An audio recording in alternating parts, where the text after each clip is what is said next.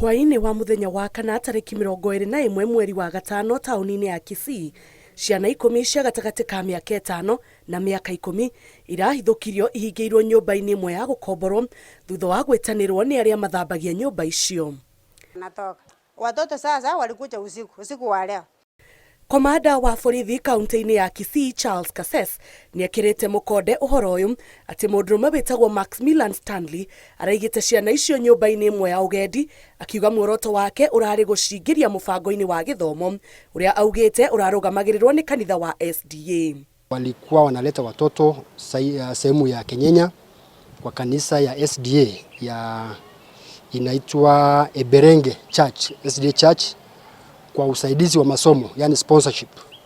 So tumechukua hatua ya kufika pale, DCIO wetu anafanya uchunguzi tujue kama hiyo habari anatupea kama ni ukweli.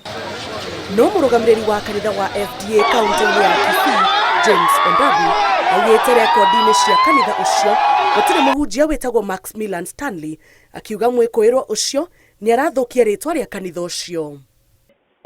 And we discourage the same usage that whoever has used the Seventh-day Adventist Church, that it is the one hosting the program.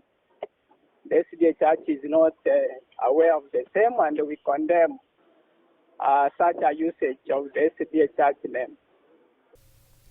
Rũhonge rwa ciana kaunti-inĩ ya Kisii nĩ rwambĩkĩte ũthuthuria nĩguo kũmenya kũrĩa ciana icio irarutĩtwo na kana nĩ irahahamĩtwo na njĩra o yothe. Ngĩribotera Inooro TV, njĩtagwo Njambi wa Njaũ.